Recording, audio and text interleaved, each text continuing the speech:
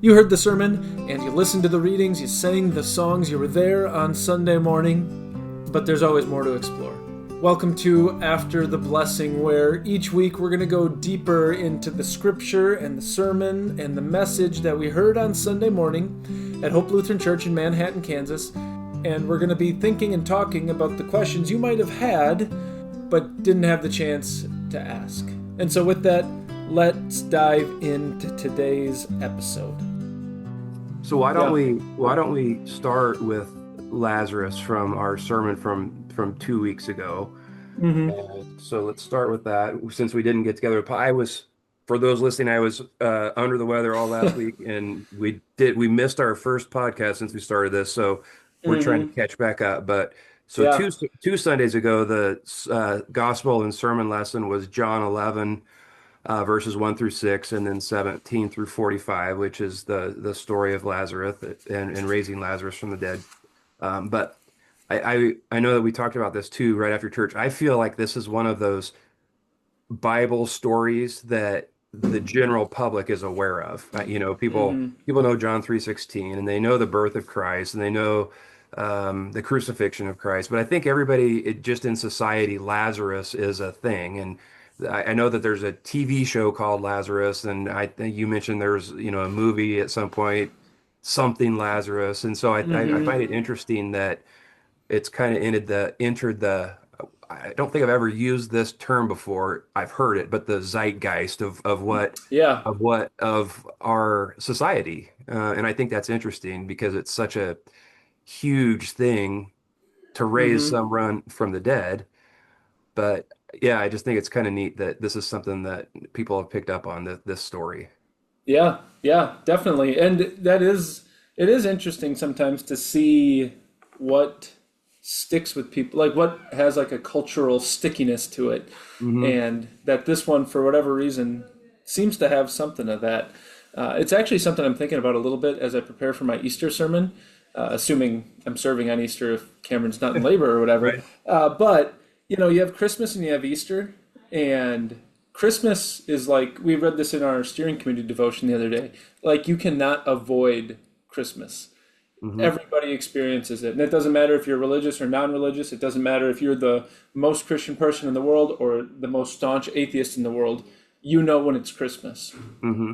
What's interesting to me about Easter is that you could, in theory, if you're not a church person, Easter could just pass you by and you never even know that it was Easter. I think so. And so why is it that one is more of a cultural thing and the other one is kind of a cultural thing but not as much? I think it's because babies are born all the time and we celebrate birthdays all the time. So it is easier for Christmas to latch on as a cultural thing, where Easter is about a dead man coming back to life. And that's not just something that you're thinking to yourself, oh, this is cute. We should go celebrate it if you're a non-Christian person. And Yeah. so to bring it to this, why is it that Lazarus does stick with people? I wonder if it's because it's not Jesus and like the center of, yes, the miracle of Lazarus rising from the dead is amazing and it's a miracle and it's all of these different things, but it's not the foundation of my Christian faith. And so maybe people, it's a little bit more palatable for them Yeah. to say, oh, this is a cool story, where they can't just say that about Jesus' resurrection. They can't just say that's a cool story, because if Jesus' resurrection is true, oh, that, like, now I have to admit a whole lot of different things. Yes. If Jesus' resurrection is true, um, and you're not a Christian, you have a lot to worry about. Mm-hmm. Right. And Right. and I maybe people don't want to face that. I Mm-hmm. you know, you Mm-hmm. know, and with what you're saying, like Christmas it's almost secular. Mm-hmm. It's just and and right, the foundation of our faith is Easter. Definitely not a secular thing. Mm-hmm. It Mm-hmm. just can't be. Right. Um, Really, Christmas shouldn't be either, but it has Right. become that way. But also Mm-hmm. around the other religions also have celebrations around the Christmas time, and so Jewish Hanukkah and Hmm. I believe there's some Muslim something Islam thing around then as well. I'm not sure, but I think that it's more inclusive of the general population too. But you're right, Hmm. I've never thought about that. Can you imagine Easter coming and going and not even recognizing it? That's sad, but Hmm. I'm sure it happens. I'm sure it happens. You're right. You Right. don't hear about it as much you don't turn on the radio and hear Easter songs for 2 months leading up to it. Right. Yeah, You that's don't go in the true. department store and hear Easter songs playing over the Hmm. speakers. So Yeah, there's no secular Easter songs, not really. definitely not. No. No. So Yeah. as far as Lazarus goes, I think a really interesting thing to me is if I were Lazarus and I were hanging out in heaven for 4 days, and Hmm. even though it's the Son of Man that calls me back, I might be a little bit upset about that because Yeah. I'm living in paradise and I have to go back to this dusty, dirty Hmm. world where I hunger and thirst and have pain and sorrow. Yeah. So I guess what I would say or what I would ask, and it's not written, so I guess I'm asking for your speculation, but where did Hmm. Lazarus's soul go for 4 days? Yeah. And I'll just say there's no, like you said, there's no clear answer in the Bible, so I can't say for certain, but it does seem like most people who have thought about this through history say that Lazarus did go to heaven. Like Hmm. he was really and totally and completely dead. And that's kind of the point of the 4 days. We talked about that in the sermon, right? That he's totally and completely dead. And if he's totally and completely dead, that means his soul has left his body. And if his soul has left his body, where is it? It's got to be in heaven. So that's what most people would say. There's some people who would say maybe it was something like his soul went to go take a nap somewhere, Uh-huh. basically, for Uh-huh. a few days, and then jumped back into his body.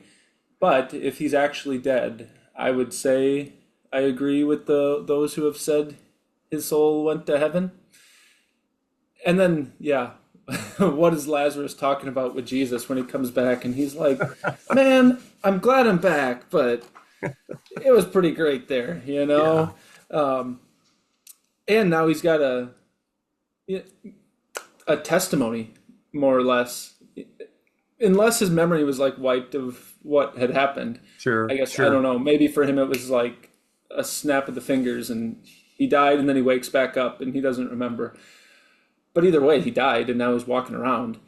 So he's got something to say. Right. And what's interesting is after this happens, we don't read it on Sunday morning, but it tells us that after Lazarus was raised from the dead, yes, the Jewish leaders start to look for a way to get rid of Jesus even more fervently, but they also are looking for a way to try to kill Lazarus too, Oh, because here's a walking, breathing testimony to what Jesus has done, and other people saw it too. And so right. they're trying to get rid of Jesus, but they're also trying to get rid of Lazarus because of the implications again. If this Sure. actually happened, we got to reconsider a whole lot of things. Right. Absolutely. Hmm. Hmm. Um, this is well, no, it's not off topic, but I gravitate. I'm always interested in these near-death experience stories that, I mean, they pop up on my YouTube, and if I watch one, then Hmm. more pop up. And Yeah. I mean, what do you think about that stuff? What is it? What do you think about that? Yeah. I mean, I it's interesting, and I don't want to discredit it.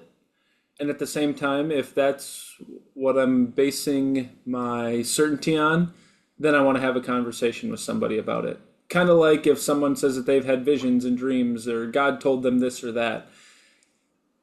Okay, let's talk about it a little bit more. And at the end of the day, what is the thing that we're going to hang our confidence on no matter what?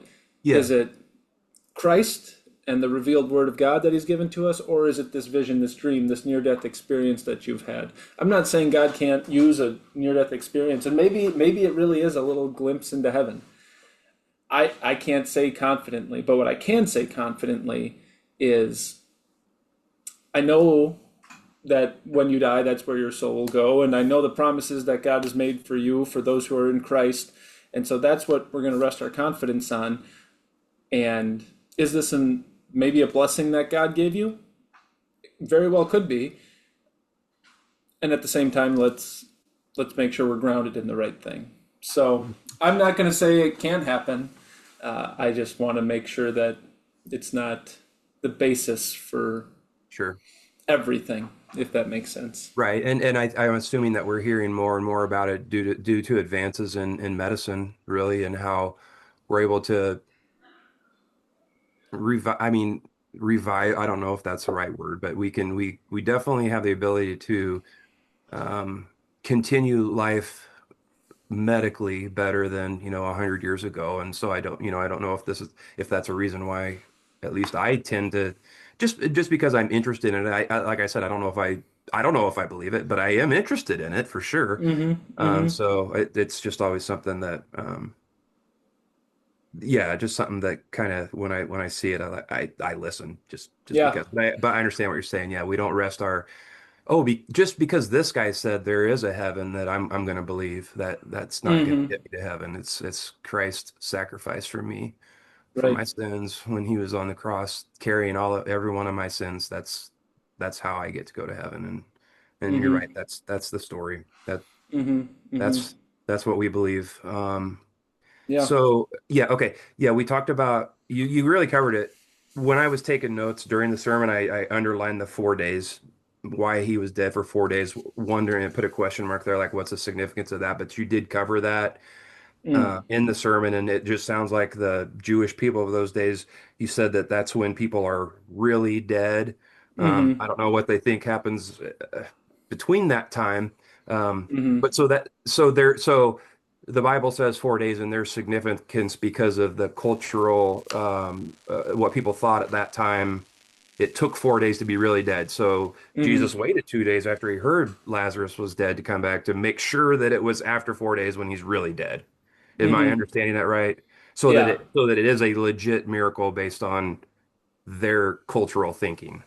Yeah, right. It's beyond the shadow of a doubt that Lazarus has died, because their thinking is like maybe your soul kind of hangs around your body for a little bit before it finally goes off to where it's going to go, and so by this time it's gone. So Yeah. he's beyond hope. There's no chance. Not that I don't think there's stories of people coming back to life after 3 days being dead, other than Jesus, right? But Right. I don't think there's Jewish stories. But for whatever reason, that had gotten into the Jewish mindset that 4 days, yeah, he's totally gone I for wonder real. if that's still a thing with Jewish culture. Do you have any idea? I don't know, but there's also not a lot of religious Jews anymore either, at least generally speaking. Uh, Religious practicing Judaism is very much a minority among Jewish people. So I'm sure that maybe it is, I didn't know but that. I didn't realize that. that's my understanding that most people who identify as Jewish are culturally Jewish, not religiously Jewish. And so the number of Oh, people who are actual practicing like Old Testament Jewish believers, it's not very many. okay. It's the minority. I've thought about this before when, like when Jesus heals the paralyzed man that comes down through the roof and heals sight and all that, and then brings Lazarus to death. And I think that, I mean, I wake up in the morning and it takes a while to even walk, after being in bed for a few hours. Mm-hmm. And I can just picture Lazarus kind of walking out, um, like he just like nothing happened. And I think that, when I have knee surgeries or whatever, how okay, I'm fixed, they fix me, but my recovery takes months. But Mm. yet when Jesus heals this paralyzed guy, it's like his ligaments are back, everything's normal, the sinew in there, everything's normal, and he just hops up and walks. There's no recovery. It's a true miracle. Because like when we get hurt and get healed, it still takes time to recover. And so I think it's neat how when Jesus does his miracles, especially physical acts on people that are not well, how they just kind of are right back to perfect, health for that Mm-hmm. person. It's kind of a neat Mm-hmm. thing. Yeah. It Yeah. doesn't work that way for us. Yeah. Right. Yeah. For as great as medical advances are and everything, and you're thankful for them, there's the recovery and then the PT and probably some pain afterward too. And so Right. when Jesus does it, it's full send, no half measures with Jesus. Miracles where he heals people. Yeah. Fun. Definitely. And okay, and we also talked about Lazarus did walk out with his garment, with his burial linens and everything, but yet Jesus, his was his was folded up on the deathbed in there. That's Mm-hmm. an interesting thing because Jesus doesn't need those again. Mm-hmm. Lazarus is going to have to go back to the tomb. That's the significance behind that, or the meaning of why they even say that Lazarus was still in his I town. think John's trying to do something there, and I'm not the first one to say that. And Hmm. so, if I were the first one to say it, I would say I'm probably wrong. But since other people have said it, and I think it's we talked about this last time or a couple times ago. It could just be a detail, just saying this is what happened, and that's all we really need to know. Then it's just reporting the facts. But it does seem the language is so similar, like parallel, that I think John's trying to teach us something. That Lazarus comes out, and it's the linen cloth around his head, right? And then it says like the linen cloth that had been around Jesus' head was tucked to the side or whatever. And so, I think John's trying to do something there. I agree with those who have made that observation before. The shortest verse in the Bible, verse 35, Jesus wept, Yep. is um, he knows what's going to happen. Jesus knows that Lazarus is going to come out of the tomb in mere minutes. But Jesus weeping there is a cool thing because again we see the man, not just the Mm-hmm. divinity. We see the man that Christ is. And there's comfort in knowing that Jesus has experienced the sorrow that you and I feel, that everybody listening feels at times in their life. And Mm-hmm. so he can relate to us as human beings on these emotions that we feel, not Yeah. just that he's this perfect God, but he also put on our flesh and has experienced every Mm-hmm. emotion, pain, Yeah. everything that we have. And Yeah. what other Absolutely. what other religion has a deity that weeps? It's Mm-hmm. it's powerful. Yeah, absolutely. Whenever I read that, I also think of Paul in, let's see, First Thessalonians 4, verse 13. He says, we don't want you to, he says, do not grieve like the rest of mankind who have no hope. And I always think of that verse when I see Jesus weeping here. Like, Paul doesn't say, do not grieve. He says, don't grieve like the rest of the world that doesn't have Right. any hope. And so he's saying, like, yeah, be sad. When you see something like this, like what Jesus is seeing here, Jesus weeps. He's grieving. And yet his grief isn't without hope. Like he does know what he's going to do, but that doesn't mean he's not sad about it. Hmm. And I think we can take so much comfort in that when our loved ones die or when there's something in our life that just breaks our heart and it's the result of living in a broken and sinful world. Yeah, of course I'm going to grieve about that. But how am I grieving? I'm grieving knowing that there's a resurrection coming. Um, Yeah. and to the human side, of course, it shows his humanity. I also think there's something comforting in saying like, this is God weeping too. As God looks at people were made to live forever, and now he's looking at someone who's his close friend, and he knows it. He knows that this person was never made to die. And so he's just like heartbroken over it. Like, this is not what I wanted it to be like. Yeah. And yet, here's what I'm going to do about it. I'm going to come into the world to do something about it, to Fix it. fix it, make it back to what it's supposed to be. I think part of the sorrow was not just about Lazarus, but it was the emotion that he saw in Lazarus's sisters and friends and Mm-hmm. everything too. Mm-hmm. Mm-hmm. I think like he said, I think that broke his heart too to see others Yeah. hurt so bad by his friend that was dead. Yeah. Right. Yeah. Yeah. I'm sure there's probably so much going on there, but it's just, he weeps Yeah. because this is sad. Hmm. Yeah. Yeah. Cool. Is there anything else? That's what I had on the Lazarus story from a couple weeks ago. Is there anything else that you wanted to highlight? No, I think I'm glad we had a chance to talk about it because it is, like you were saying, it's a story that kind of transcends just Christianity. There are people who are non-Christians who know this story, and so I think it is good to just talk about it and understand it and come at it from the right place. And so, Yeah. yeah, Cool. I'm trying to think. There was nothing else on this. I do remember that it was the gospel text from a few weeks ago when Pastor Matt Vogt was here, and Yes. you had asked me a question about, it was the Yes. account of Jesus healing the man born blind, Yes. and verse 7, Jesus, This is John chapter 9, right? yep, John John chapter chapter 9. 9, Okay, yep. verse 7. And I did a little digging, and it's hopefully a pretty simple answer. But so, John chapter 9, verse 7, after Jesus has made the mud, put the saliva on the man's eye, or the mud with the saliva on the man's eyes, and then he says, "Go, wash in the pool of Siloam." This word means sent. And your question was, it's a good question. Why does John highlight that this word Siloam means sent? Hmm. And some of the people I was looking at, commentators I was looking at, were saying there were probably plenty of pools that Jesus could have sent this man to go and wash in, but he specifically chose this one that has the meaning of sent. And what's the point is, it's a subtle message, maybe not that the man understood in the moment, but maybe he understood it afterward. But certainly for those who are reading, and for us, it's a subtle message.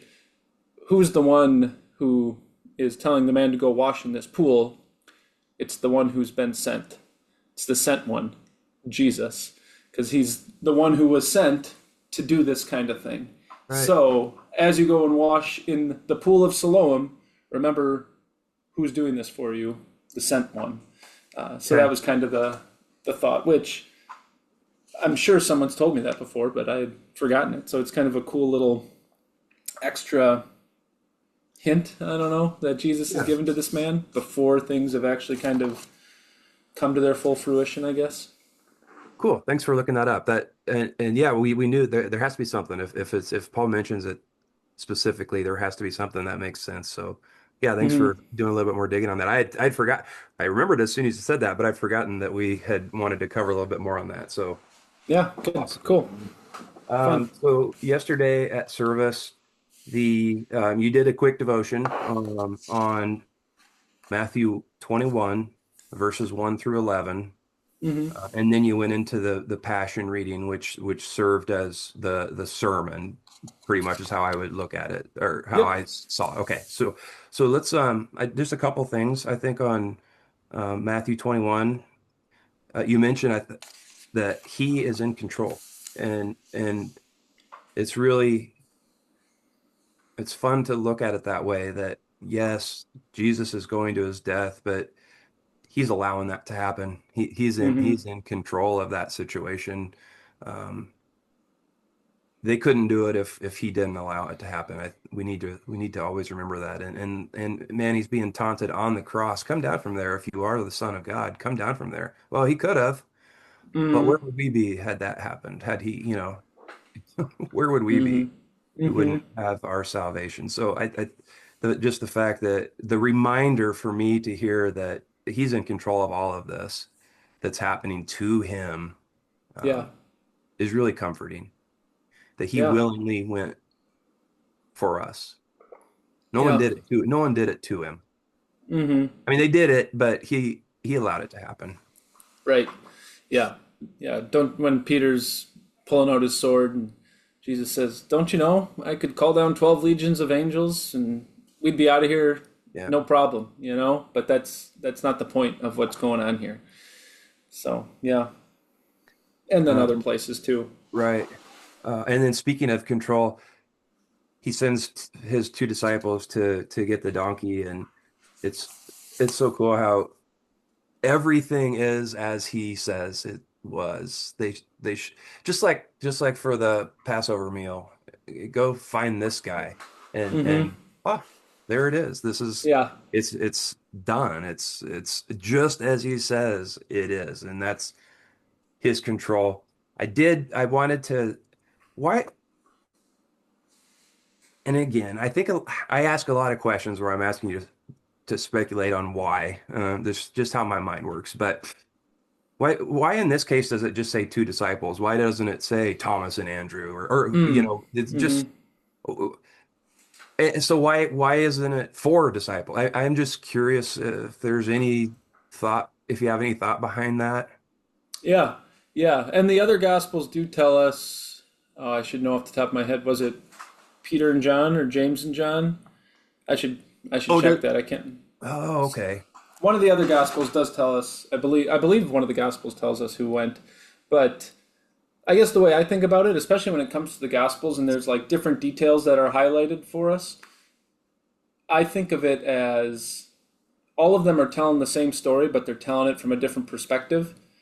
And so you and I might be at the exact same event, but the way we retell that event Sure.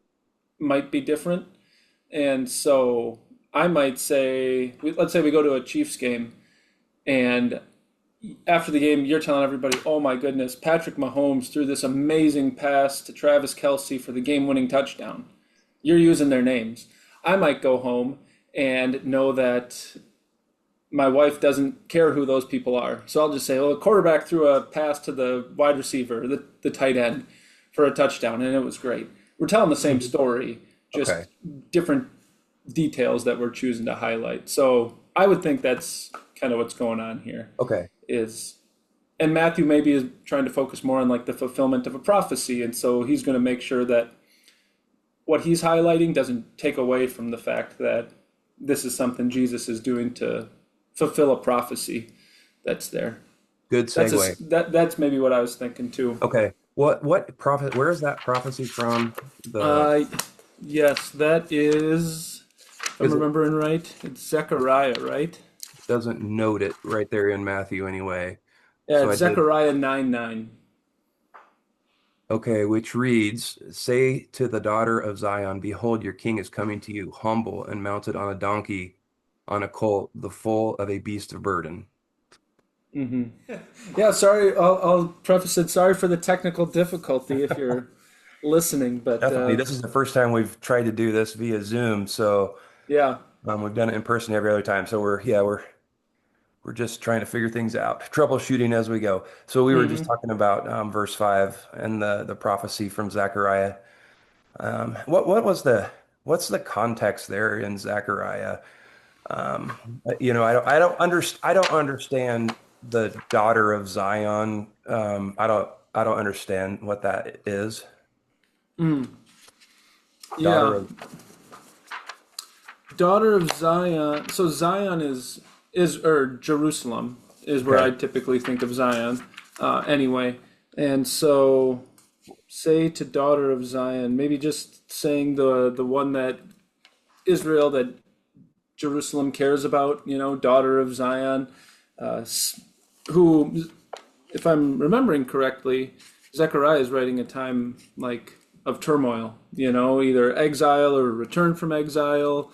Basically, things are up in the air, things don't seem like they're going right.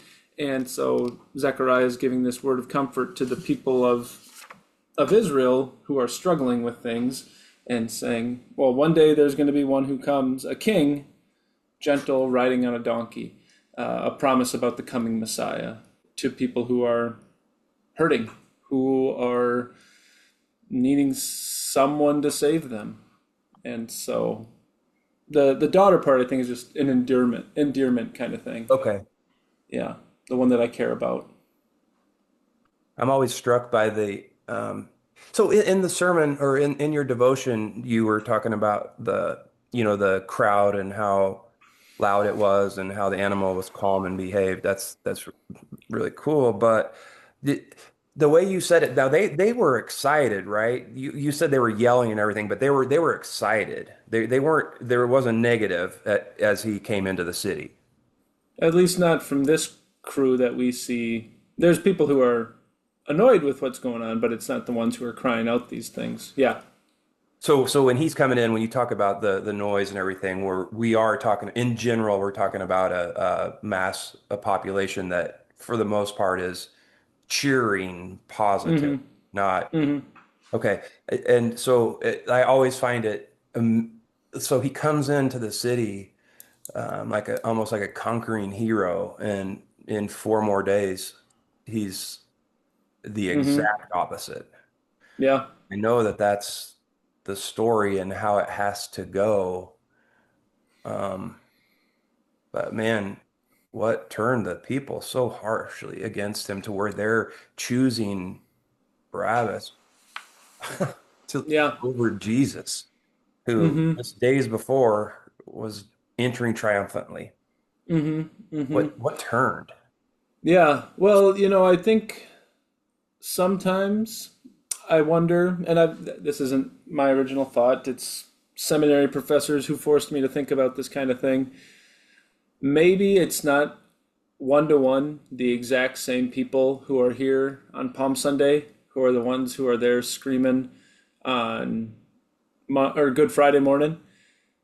I'm sure there's some crossover, but you think about the number of people who go to Jerusalem during the Passover, it's something like estimates are like 1 million, 1.5 million people who are there.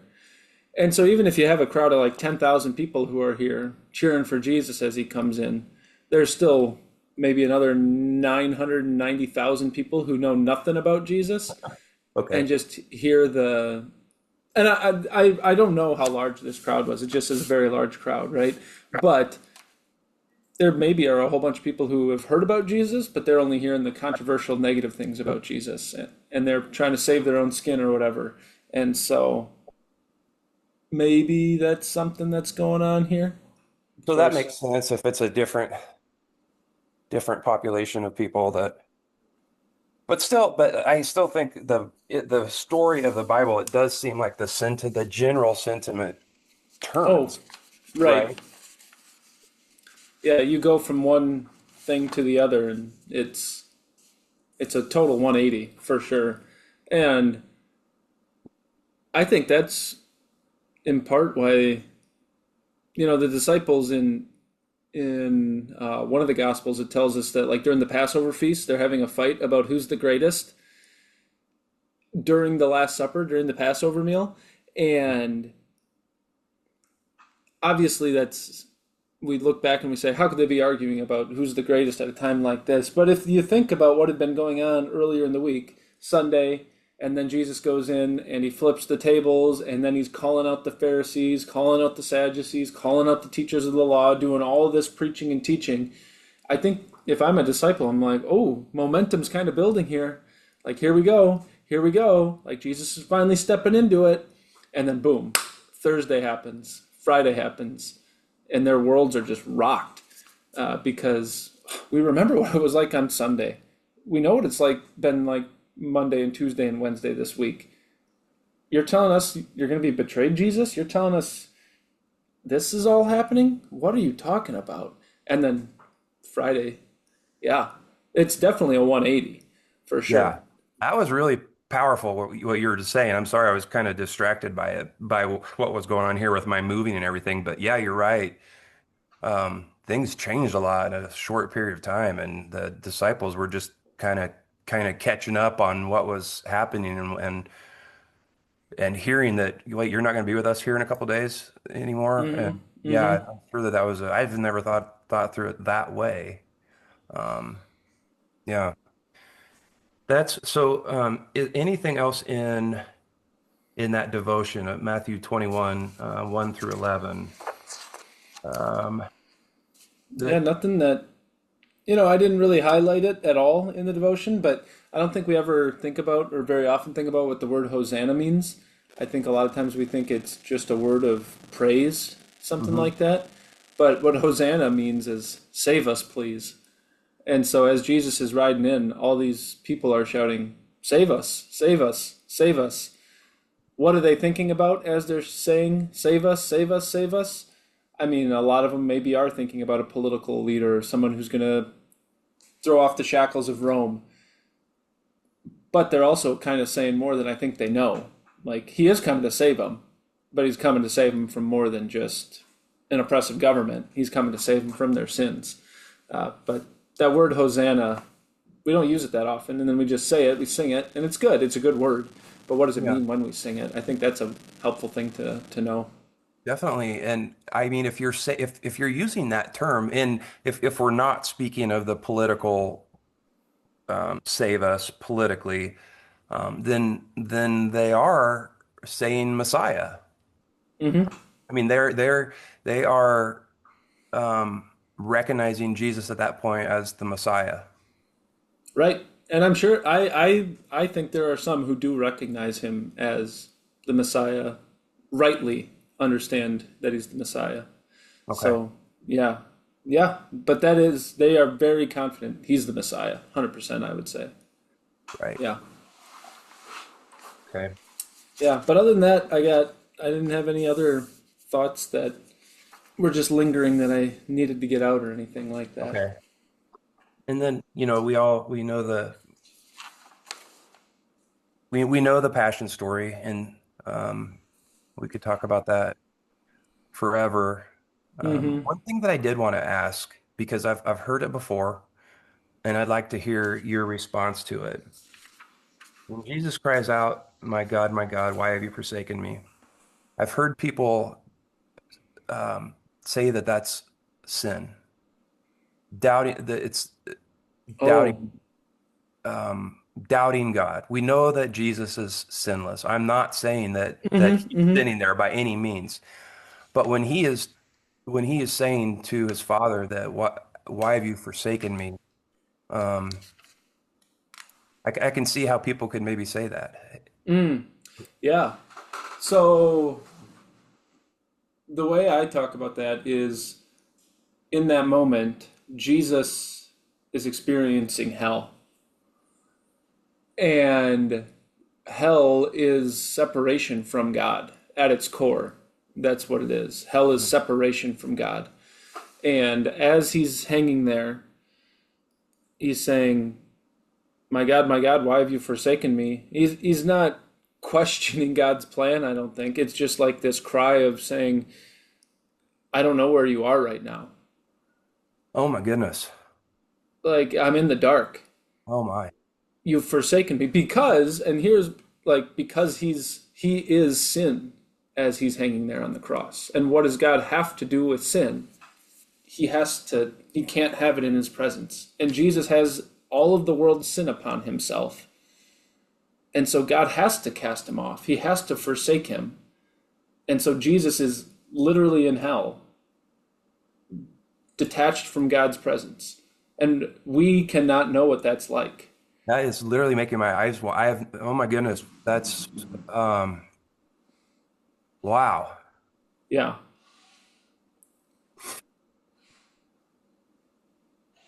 Huh. I mean yeah, I know that he's suffering hell there, but I guess I've never really thought that he was crying out for his father who wasn't there for the first time ever. Yeah. My goodness. Yeah. Right. Mm-hmm. And that's what hell is. Yeah. Right. Everything everything on this earth that has the tiny bit smallest little beauty to it, any enjoyment that we have is all because of God. Mm-hmm. And we don't, I guess I interrupted you, but we don't know what that is. We don't know what the separation from God feels like. But when I think about how you just said that and how Jesus is experiencing that at that moment, um, is amazing, is scary. Um, Yeah. to think that just the lack of anything good. Mm-hmm. Yeah. Yeah. Hmm. Wow, I'm glad I brought that up. That was. more than I expected with that. Huh. Yeah. Well, thanks for bringing it up. Um, back to kind of before that happens, we have the disciples falling asleep over and over and over. It's almost comical Mm. in a Mm-hmm. way that the gravity of the moment, and they just can't even keep their eyes open. It says that their eyelids were heavy or whatever. Just could not stay awake with, and I think there's more to it than them just falling. That's supposed to happen. I mean, it just shows the weakness of man and how Mm. here's Mm-hmm. here's the culmination of everything life is about, and I can't even stay awake. Yeah. Right. Right. I'm just gonna Yeah. sleep. Mm-hmm. And it's, as a kid or whatever, he was sweating blood, but Mm. that's a true biological thing that can actually happen with extreme stress, with Mm. extreme anxiety. And Mm. I profess to have anxiety in my life. I don't handle it very well. It's something that I work on and want to do, but I've Mm-hmm. never sweated blood. And so the the heaviness of that moment of what Jesus was feeling, he knows what's coming. And the experience that he's going through right there, just asking God, can you take this from me right now? If does this have Mm-hmm. to be done? But if this is your will, my soul is willing, but my flesh is weak. And just to think what he's experiencing to the point where he's literally sweating blood is unbelievable. Yeah. Yeah. The anguish that's going on there. Yeah. And what we just talked about, he knows it's more than dying. It's hell that he's going to be going through. It's, yes, dying is horrible. Hell is worse. Yeah. And so he knows that's coming too. Yeah, when I think about the crucifixion, I've always and the sacrifice that Jesus made for us, I always think of the pain, the physical pain. Mm-hmm. I mean, I can't, I've been wrong that I haven't really thought about the fact that Jesus literally was separated from God and in literal hell. We all say, oh, it's hell out there today, or what? No, no, Mm-hmm. it's not. Mm-hmm. So I've always thought I've always thought that the sacrifice was, wow, he really went through that for us, that amount of physical pain that he did, but he experienced literal hell for me and for Mm-hmm. in Mm-hmm. that moment. Yeah. Uh, it's awesome. I think we all can relate to Peter too here. I think Peter's a fun disciple to talk about, but he's Mm. like, "I'll never deny you." Mm-hmm. It's not going to happen, but of course it happens, and we do that every day when Mm-hmm. we pray. Don't let me fall into this sin again, and then you find yourself in your pet sin, and you're like, How did that happen? I don't. Mm-hmm. How did that happen?" And Mm-hmm. so I'm sure that Peter was not he. That's what he wanted. He Mm-hmm. wanted to deny Jesus. That was, as a mortal man, that was what he had planned to do. Yeah. And then the time comes, and he's just weak like the rest of us, and Mm-hmm. that's why we need Jesus. Yeah. Right. Yeah. Yeah. For sure. I think of a interesting thing to do is to compare Judas and compare Peter and Oh, their storylines as you go through the Passion history. And both betray Jesus in different ways to different extents. Both feel remorse over what they've done. They feel sorrow over it. But then what do they each do with it is where it's different. Judas thinks he's sinned beyond saving. Peter knows he's sinned and he weeps. And then the next time he sees Jesus, he's running to Jesus because he wants to see him again. Uh, he needs to be restored. And so, yeah, when we fall into sin, because we all are going to, when we betray Jesus in these different ways, what am I going to do with it? Am I going to just wallow in my own sin? And there's also something to be said. Judas goes to the religious leaders, and what do they say to him? They say, it's not our problem. Get out yeah, of here. yeah, what a horrible way for religious leaders to confront someone who is dealing with guilt and Oh my shame goodness. and Yeah. heartbreak. Ah, it's not my problem. If I ever do that as your pastor, remove me from the ministry, you know? Uh, but now Judas is on his own and he doesn't think Jesus can forgive him. So what does he do? He goes and he takes his own life. Peter knows what he's done. He's heartbroken over it. And eventually the restoration comes where he trusts that, yes, Jesus forgives me for this too. And so that's kind of an interesting thing, I think, to follow the storylines of each of them. And what's the end story for each of them is, I think, a helpful, I don't know, case study for us maybe to think about. Definitely. Yeah, that's a good way to look at it.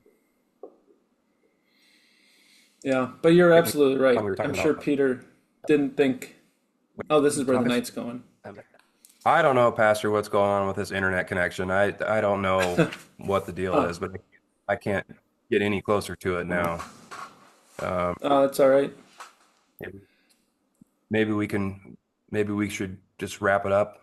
Yeah, sounds great. How about I say a prayer and hopefully it carries through in the Yes. recording. And dear Lord, today we get to see, we've talked about so many things, and at the center of it all is your Son, Jesus Christ, who's doing all these things for us, who's the resurrection, who's the life, who goes and faces death and mockery and hell for us. And why does he do it all? It's for us and for our salvation. And be with us as we look forward to Easter and the resurrection, the high point of our Christian faith. Be with us as we go about the rest of our days and bring us together again safely very soon. We pray this in your Son's name. Amen. Amen.